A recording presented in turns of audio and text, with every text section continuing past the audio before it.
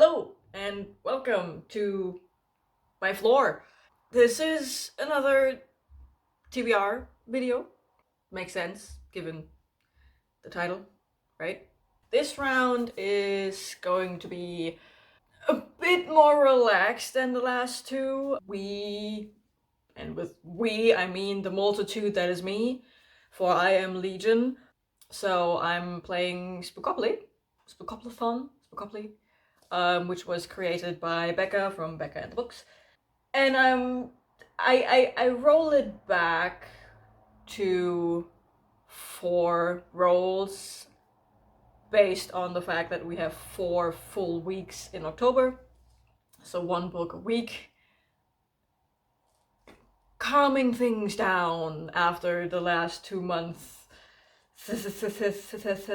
which were ridiculous when it comes to reading. I read so much, so many words. I need a break. Especially because I am participating in NaNoWriMo next month, meaning this month is Preptober, meaning I will produce a lot of words instead of consuming them, like I did in the last 2 months. So yeah, because I am trying to focus more on writing this month than on reading, and I just wanna keep things nice and easy for the rest of the year. I decided to go with only 4 rolls, and yeah, let's see what the board has in store for me. I really do hope it's going to be nice to me. We all know the Copilathon boards can be kind of bitchy. Fingers crossed.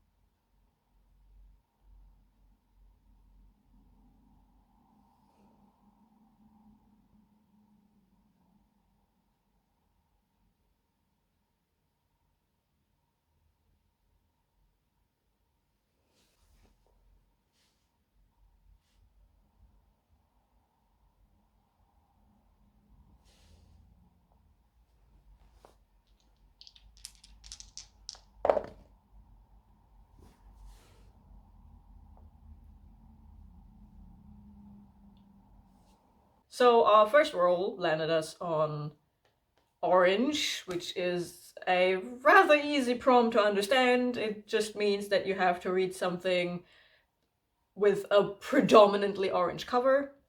For me, I decided to go with an ebook that I got myself for the last round of Stuff Your Kindle Day, which is The Music of the Night, which is a Phantom of the Opera retelling, as far as I know.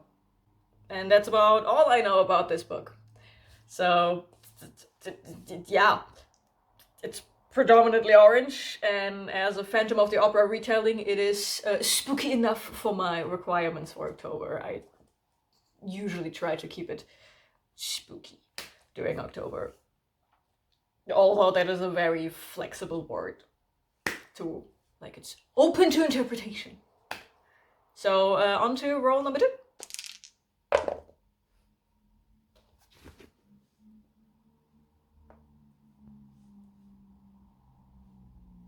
Roll number 2 landed us on the prompt spooky, which it's, I just said it, but Becca designed these prompts to be very open for interpretation, so spooky is anything that whatever the fuck I deem spooky. For this one, I decided to go with Belladonna by Adalyn Grace, which is, I believe it's YA, and it's a girl, an orphaned child, falling in love with death, I believe. She gets told by a ghost that she's about to die, presumably to belladonna poisoning. And that's about all I know about this. A girl falling in love with death. Sounds spooky enough, right? So on to roll number 3.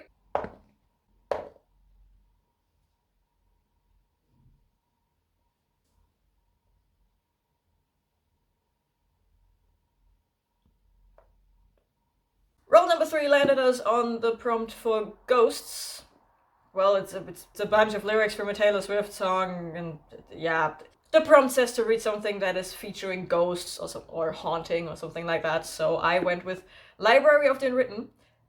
This is the only book that I really wanted to read this October, and reading The Starless Sea last month hammered that want home. This is about a librarian in hell, and she's keeping the books and the stories that have been left unfinished.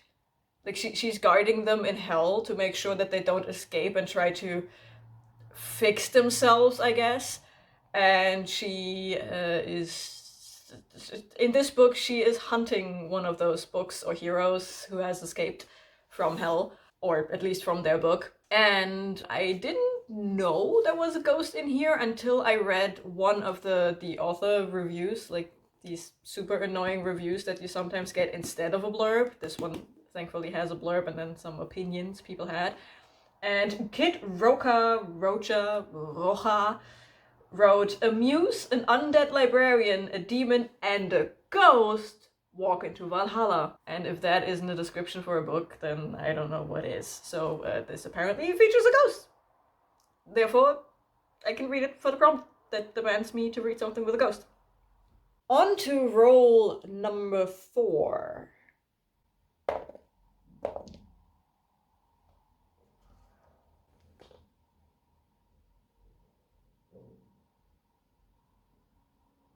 Roll number 4 landed us on the wonderful prompt of reading a sequel. This was harder to figure out than I thought. I usually start series left and right, so I was pretty sure that I could find a sequel I would want to read that is at least somewhat spooky. I failed miserably. I am really good at finishing out series this year. Interesting and unexpected. So I was left with only 2 choices. The first one being Harrow the Ninth. And that is spooky because there are bones on the cover and it's about necromancers in space. Necromancers being the spooky part. That is a 700-page behemoth. So I was like, okay, let's look for something else just to have some options. I didn't find any options except one. So we are trying once again to read Little Piece of Sass by my love Clio Evans, with a werecat and a werewolf trying to add to their pack to become a throuple and find their soulmate, blah blah blah. You've heard me talking about this a lot now. So I'm probably going to be going, wow, good words. Yes, I'm so proud of you. So I'm probably going with Little Piece of Sass and finally read it. It's been months at this point. So that is my choice. Now, since we rolled a double, everyone saw that, I have to add another roll to this whole thing. So I did, and here is the last roll, hopefully, for the month. Roll number 5.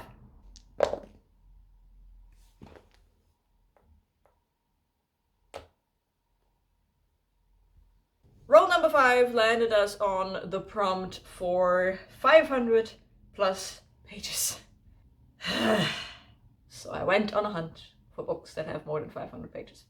My first thought, given that Harrow the Ninth is already on this list of possibilities, was to go with Harrow the Ninth. And then I was like, let's see if when I'm not bound to the sequel problem, what can I find that is spooky and over 500 pages long? I got a couple for that one, and I had to swap back and forth and decide, and there was maybe some decision paralysis involved. I don't know, who am I to know? It's not like this is my TBR. But eventually I didn't go with Harrow the Ninth. Instead I went with City of Dusk by Tara Sim, which is supposed to be adult fantasy, but the internet says it's more like YA. Like more written like YA. This came out in 2022, so it could have been classified as new adult, but whatever. This is over 500 pages long. And we follow the heirs of the gods of light, darkness, life, and death, who have left this world, and now the realm is crumbling, and these 4 heirs are like, fuck it. Just because the gods have abandoned us doesn't mean this world has to die, and now they're trying to fix stuff. And that is about all I know. I'm interested in seeing how adult or YA this feels. But can we talk about the cover? It's so pretty. Look at that. Skull framed by spines. That is so cool. And it has some really cool maps inside too. Like we get some continent maps, we get city map, and my heart is rejoicing at the form of this because this is the classical fort structure of like ancient, not ancient, but old warfare. Like forts to protect stuff were built in this star shape, and like I am not going to go on a tangent about warfare in the before times because we would be here for a while if I did that. It's also very floppy. And that's it. Very, very uninteresting, tiny little itty bitty TBR with 3 cutesy, cutesy with 3 darky books for me to consume, to immerse myself in the darkness of October. I mean, it's 5 books to embrace the darkness within. Hi, editing me here. I forgot to mention that I'm also participating in the Psy Changeling read-along hosted by the lovely Kirsty from K-Beth Bookish. So I'm also going to read Slave to Sensation by Nalini Singh this month, raising my total to 6 books that I'm going to read this month. So yeah, I forgot to mention that one.